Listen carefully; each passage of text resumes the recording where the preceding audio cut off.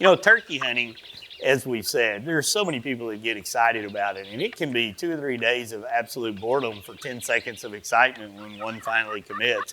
I believe probably more turkeys are killed by patience and woodmanship and understanding the scenario that's going on ever than just strictly calling one in. If you'll spend time understanding that this is where a turkey wants to be, this is why he wants to be in there. And if you can find a way to get into that area, not mess that bird up, and not change his pattern, you've got a great chance of killing that bird.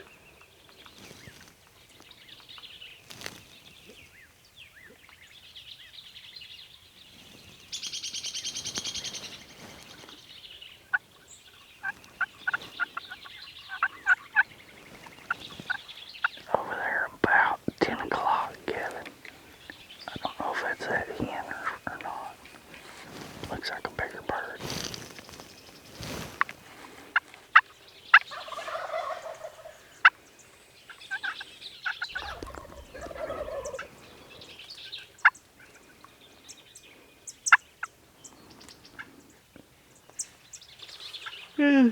It kind of was a yawning, it was an exciting turkey hunt, but as you can tell, I yawned a lot right there.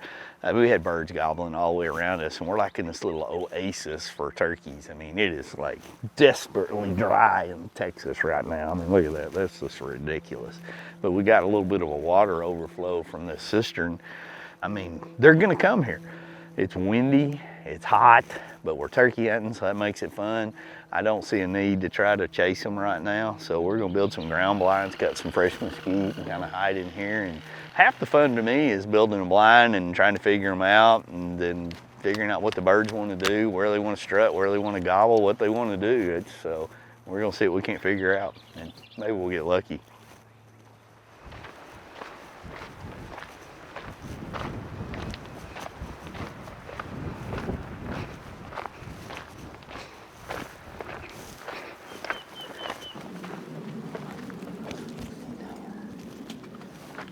All right, let's get some decoys out. You know, what I've learned over the years of hunting in Texas, on these season days when it's real hot and real windy, you know, you just got to kind of wait them out by water sources, and that's what we're going to sit here and do, is get kind of settled in and see what we can make happen.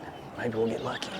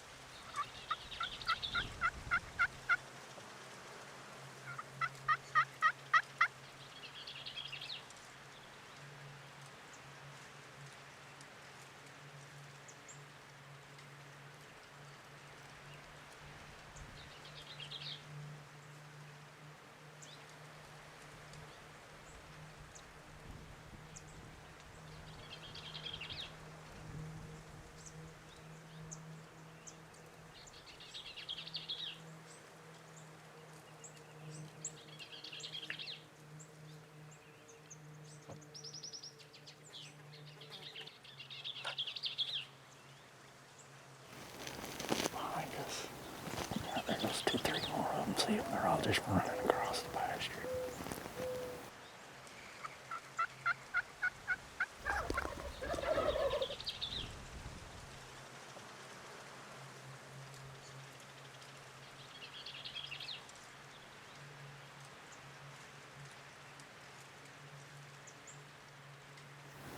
Oh, there's one tom back there. Very, very back. He's strutting.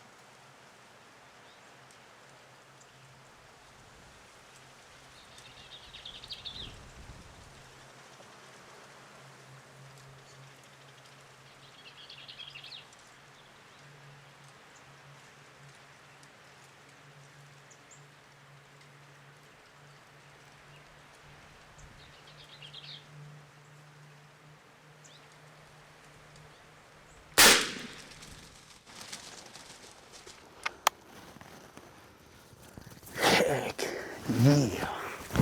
Son of a gun.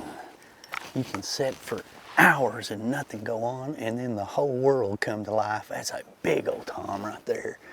We had some coming in behind us, and I was trying to talk to them. We were having a little bit of hen conversation, and I mean, it's like the floodgate opened up, and there's 15, 20 hens coming through.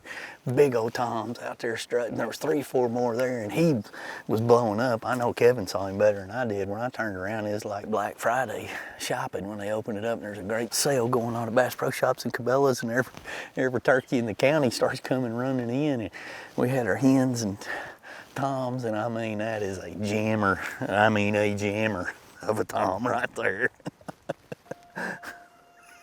Turkey hunting's supposed to be fun. Today was a little bit like deer hunting, but we smoked a big one, and there at the end, you had I mean, we had 5 toms up here you could never see, 2 or 3 other toms working here, and then at the end, they were all coming around through here playing and getting after it, and some of them went in there with the cattle. I'm like, daggum, and then the floodgates opened and all of these guys came running in.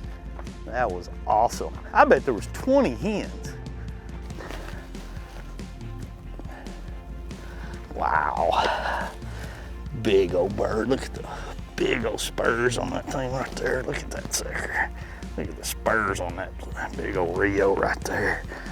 I mean, thank you, buddy. Man, oh man, what a tom. What a tom. Holy cow.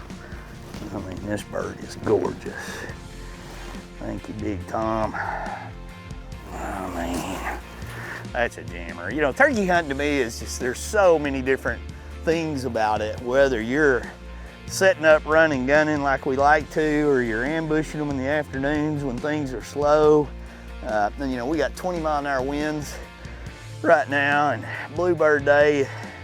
It's been a tough turkey season, really, by all accounts. Everybody I talk to is really, you know, having a hard time getting them to gobble, but when it goes together, it's just the most incredible, fast-paced thing, and bam, it's done, and that's what we got here. We're gonna get this guy tagged, get out of here, let these birds get to roost. They're roosting 200 or 300 yards down there, and we'll let them have their space. Congratulations, Wade. That's one awesome-looking Rio. You know, this is a lot of the stuff that we actually used straight from the field on that trip that we just did. And I mean, what a cool hunt. Sitting on that little water hole, there was a little pond over here that was the reason why that well is actually there for the cattle. But the actual big cistern right there had holes in it, so there was some water that was leaking out. And there's no other water around that I know of in that area. And the turkeys were gobbling in there, the hogs were in there. We saw cyca deer and axis deer and skunks and armadillos. I don't know what all we saw. It was pretty cool. But this is all the stuff that we kind of had set up out there. And as I look at it, you know, I look at decoys. I have a love-hate relationship with decoys. There's times I think that they are the difference maker, and there are times I think they spook them. In this case, I think they were a huge difference maker. We did move them around a couple times while we were out there, but I had like 3 hens and a jake set up just like they were watering. If you notice in the hunt, we had lots of turkeys come in and do the exact same thing. For me, about being comfortable, you know, I was using this Cabela's lounging chair right here that has pockets on the side, very comfortable, easy to sit in. We sat probably, I don't know, a total of 5 or 6 hours on this hunt while we were there on the 2 different hunts. That's hard to do if you're just sitting on a cushion on your butt up against an old mesquite tree. There's not a lot of comfort, so I think that was a huge aspect. The shotgun, I was shooting a 12 gauge with 3-inch 5s on that particular hunt. I didn't shoot any special high-end tungsten load, just a straight $13, $14 box of shells. Really had the high-vis, tri-vis sight, really liked it. You can see in the video, I had a GoPro over my shoulder, and I mean, it's like the coolest shot. You can see the sights lined up. That bird stretches out, and I mean, he pounded it. I don't know, it's probably 35 to 45 yard shot. I actually never ranged it right there. And the other things while I was sitting there hunting, man, the box calls just wasn't the deal on that particular hunt. It ended up being the slates. I was softly calling 90% of the time. A lot of conversations with hens, which is something I absolutely love. A lot of early gobbling from the toms out there, and then they got kind of quiet. but I always knew they were in the area. I knew the area well enough to know that was what was going on. And when it came time for the shot, you can see I had a pair of shooting sticks right here, and I like this type of shooting stick right here in that particular situation. It makes it easy for me to balance the gun, less movement when it comes time to shoot, steady as a rock, hammered him down. And I had already kind of known my pattern would really perform there. But the final thing for me there was the first time I had used this particular setup. Now I had Strata camo, which is something I wear all the time for true timber, but this little hoodie, it's a lightweight hoodie that has a built-in mask right here to it, and I could pull the hood over the top of my hat, and this was my face mask. Now I've worn a face mask all the time when I turkey hunt. I cover everything up when I turkey hunt except my hands because I can't call as good with my hands covered up wearing gloves. But in this case here, I really like this little setup right here. It's lightweight.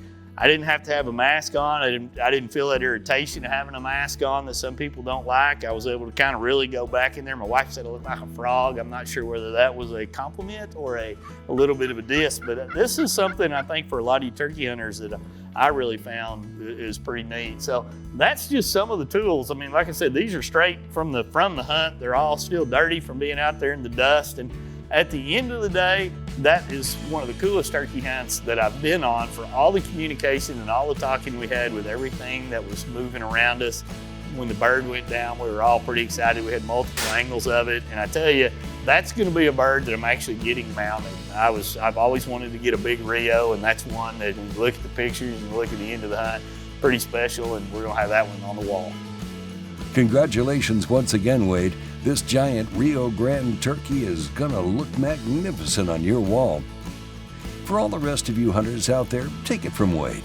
Turkey hunting can be some of the most exciting hunting you can take part in. If you find the gear that works best for you and learn how to read the turkey's body language, well, you'll set yourself up for some good eats and some even greater memories.